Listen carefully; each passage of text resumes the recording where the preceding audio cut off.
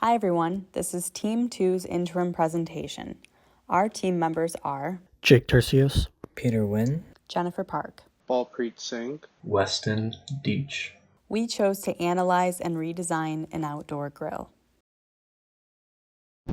Our target audience consists of two groups, primary and secondary customers. Our grill is primarily for those who enjoy outdoor cooking.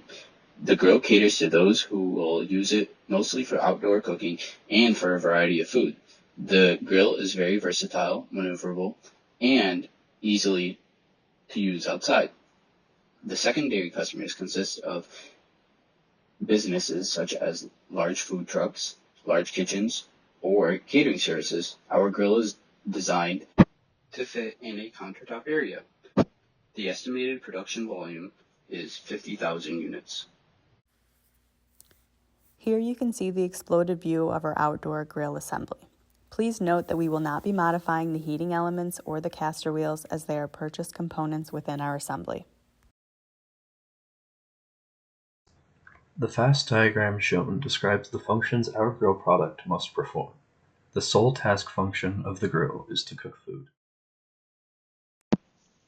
This chart displays the function component mapping matrix. This matrix connects the components of the grill to the leaves of the fast diagram. The functions relating the most components are ease of movement and insulate heat. This is a great opportunity for part redesign and consolidation.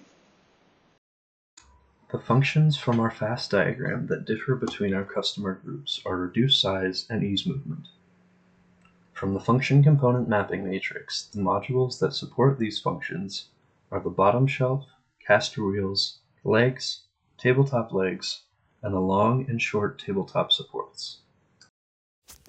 As you can see in the product models, the tabletop legs are a common interface between the product family assemblies. We have modified our assembly sequence to delay the product differentiation. For our manual assembly redesign, we chose the tabletop supports and top surround and edge due to high assembly times and optimal quad chart placement. We also saw an opportunity to reduce part counts.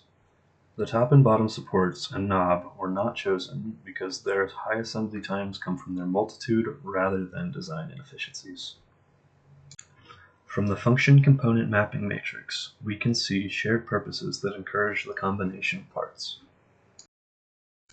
The initial design for the top surround and top edge took 29.5 seconds to install.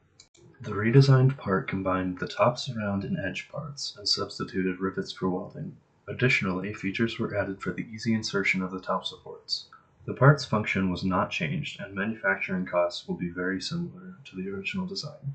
With these changes, we were able to save 19.5 seconds of assembly time.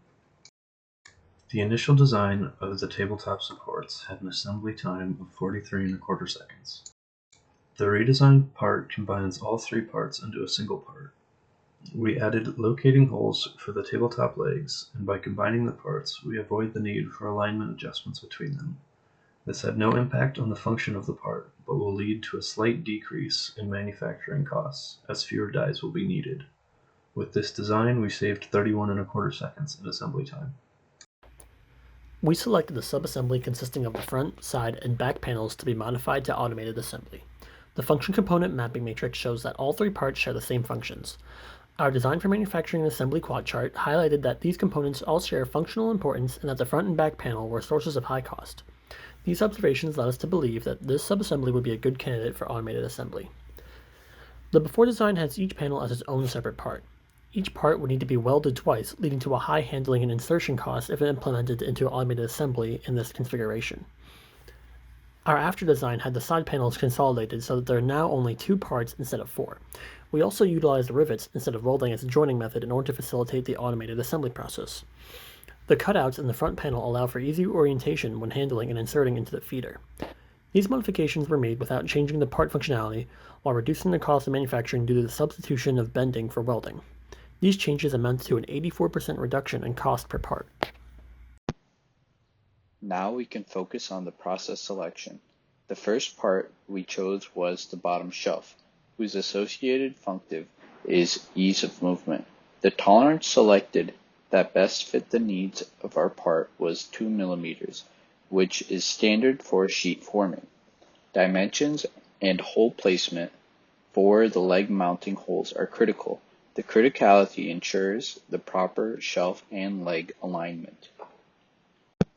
Looking at the process selection chart, the only process possible was sheet forming. Next, looking at the process selection for the knob, we see its associated functors are measuring temperature, adding heat, and the ease of access. The tolerance selected was 0.6 millimeters, which is the standard injection molding tolerance. Dimensions of the shaft insert is highly important, as control of the grill will not be possible without the full insertion contact with the shaft.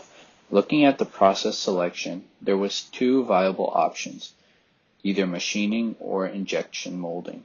Our team chose to select injection molding as process time is lower and labor is cheaper. We used DfM Pro to analyze the shelf part and found that the major issue was the bend radius on each edge of our part. Before modifying the part, we calculated the cost to automate the shelf part as is and found the cost per part to come to $13.32 per part, with most of the cost originating from the material cost. Using the suggestions by DfM Pro, we modified the shelf part to have a bend offset and also slightly adjusted the dimensions of the flat surface. Our new design was also tailored to have a nestable shape to enable easier mass production. We also chose to utilize the cutoff method instead of blanking to save on material cost. After performing another manufacturing cost analysis, we found that the price per part was reduced to $12.60 per part, with most of the savings due to reducing the amount of material needed. Using DfM Pro, it was found that the knob had issues with the minimum draft angles and uniform wall thicknesses. For a 4-cavity mold, the total manufacturing cost was calculated to be 12 cents per part, while the assembly cost was 32 cents for the installation of 9 knobs. After DfM Pro, we were able to reduce the wall thickness, made the wall thickness uniform, and added draft angles to the outer area to allow easy removal of the knobs during injection molding. We were able to save 1 cent per part, but considering the high production volume of the knobs itself, we believe this will be beneficial long term. The assembly cost remains the same, and we found no impact on functionality. While the effect of DfM analysis was minimal, we still found it beneficial to rework the knob due to its high functional importance. As a benefit of purchasing our grill model, the customer is also entitled to several services in charge of taking proper care of the product. Included is maintenance of the grill, which covers replacement or installation of parts, and cleaning service to help maintain the grill's quality. We also allow the customer the right to self-repair the grill themselves. The client may purchase the replacement part from our website, and we will deliver it to their homes. Additionally, in case of any issues during installations or use, customer support is available to respond to any urgent inquiries. Finally, since our grill employs the use of gas-fed stoves, we will also take care of removal of gas canisters as to properly recycle them, if the customer also has decided to dispose of the grill entirely. With the deployment of our product service system, there are 2 benefits that both us and the client gains. We improve the customer experience by regularly maintaining the grill for them, which extends the grill's lifetime and reduces the possibility of expensive repairs. Our on-demand support service also allows the customer to explain any issues, and we can respond with the solution. In conclusion, for design for manual assembly, we were able to improve the assembly for top, edge, and surround by 19.51 seconds. The tabletop support had the most significant improvement by saving 31.23 seconds. For design for automated assembly, we were able to save $3.22 for the front, side, and back panels. For the 2 parts we decided to perform DfM analysis on, we implemented several DfM guidelines and were able to save 72 cents for the bottom shelf and 1 cent for each knob.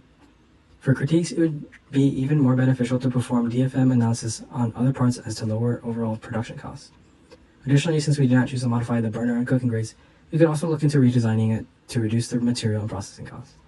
If we were to start over, we'd go into more depth into the different types of customer groups to allow for more modular differentiation.